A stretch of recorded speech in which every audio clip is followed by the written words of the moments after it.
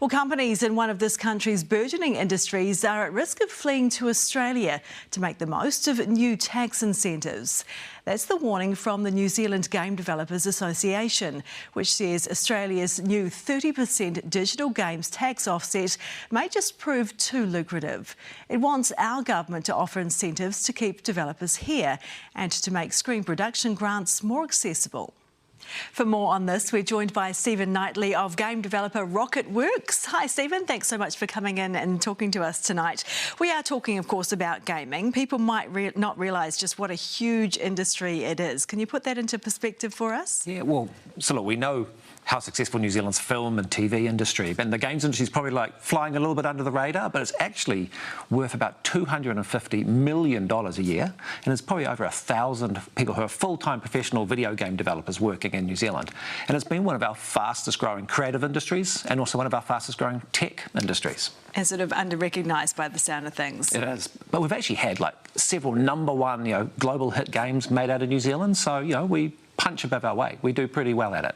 And other countries are now actively trying to recruit companies like yours, like other gamers, to go and set up business there. How much better off would a company like yours be if you moved, say, to Australia? Yeah, so look, Australia are the ones that have kind of come out the gates with a huge 40% incentive. So if I was to, say, create new jobs in Australia rather than here in Auckland, for every $100 we spent in Australia, the Australian government would give us $40. And as much as I'd love to keep making some jobs here in New Zealand because it's such cool, creative, high-tech businesses, we just can't ignore what the Aussies are offering over the ditch. So does the New Zealand government need to match that? What are you asking them to do? Yeah, so there's probably two things we'd like. Just one is a level playing field, just to kind of match or partly respond to what the Australians are offering. And then just look, an industry development program, also just to do training and skills development so we can bring more young people into the industry here. And what sort of response have you had from the government? I presume you've had discussions. Yeah, so look, we already have programs to support the screen industry, Hollywood and Avatar and The Hobbit and all of those, and we've just said, look, let us in.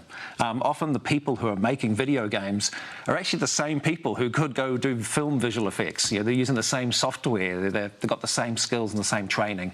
So we could just level the playing field, and that would keep a really awesome high-tech creative industry growing here in New Zealand.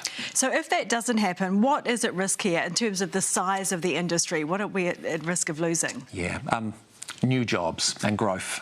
So while we obviously want to keep the awesome teams we do have here in New Zealand, we've been a really fast-growing industry, about 34% growth every year for the last 5 or so years. And in dollar terms?